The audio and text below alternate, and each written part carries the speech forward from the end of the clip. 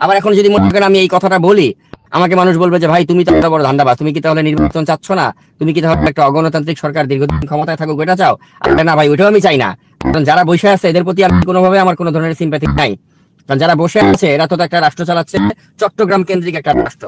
সব উপদেষ্টা বা সবকিছু বেশিরভাগই আপনার চট্টগ্রামের লোকজন বসায় রাখছে ডক্টর ইউনূস, এবং সব বয়স্ক লোকজন যারা আপনার অনেকেরই এখন ডায়াপার চেঞ্জ করতে হয়, এত বৃদ্ধ, এদের কোনো মানে অসুস্থ শারীরিকভাবে, ফিট না আনফিট লোকজন দিয়ে তিনি তার ক্যাবিনেট চালাচ্ছেন।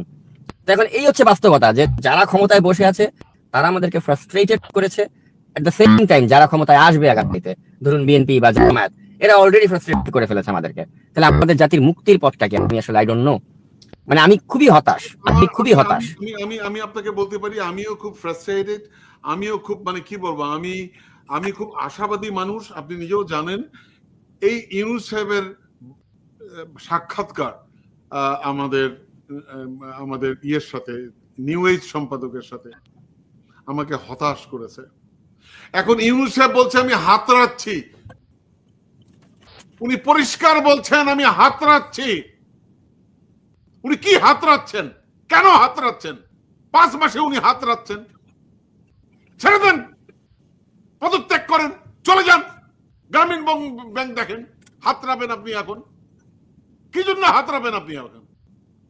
উনি উনি খুঁজতেছে কিভাবে দেশ শাসন করা যায়। উনি হাতড়াচ্ছেন, 5 মাস 6 মাস যাচ্ছে উনি হাতড়াচ্ছেন। ফাজলামি করেন। সব অপদার্থগুলোকে বানিয়েছেন উপদেষ্টা, তা আপনাকে হাতড়ানো ছাড়া আপনাকে কি করতে হবে? সব উপদেষ্টা হচ্ছে অপদার্থ। আবার বলেন আমি হাতড়াচ্ছি। আপনার মান ইজ্জত যা আছে স্যার, ওটাও যাবে। আপনি মান ইজ্জত যা আছে একদম ধুলাই মিশে যাবে। এই হাতড়ি বন্ধ করেন, যোগ্য লোককে দিয়ে ডাকেন, আর ওই চট্টগ্রাম ক্লাব করা বন্ধ করেন। ফাজলামি করার জায়গা পান না।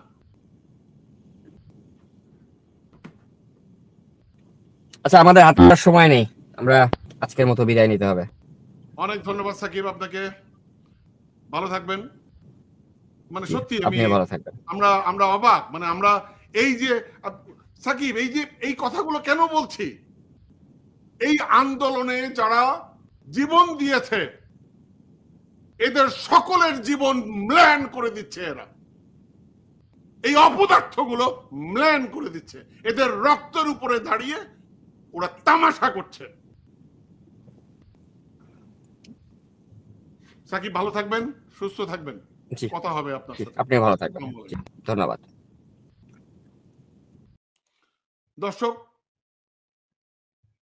ক্ষমা চাইছি, কারণ এ দেশটিকে আমরা ভালোবাসি। মাসের পর মাস, বছরের পর বছর আমরা গণতন্ত্রের পক্ষে লড়াই করেছি, আপনাদের সাথে ছিলাম। দর্শক, 13 বছর বাংলাদেশে যেতে পারিনি। মামলার পর মামলা আমাদের বিরুদ্ধে দেওয়া হয়েছে।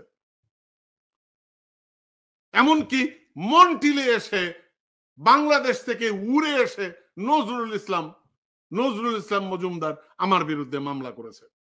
তার বিরুদ্ধে আমরা রিপোর্ট করেছি এই কারণে।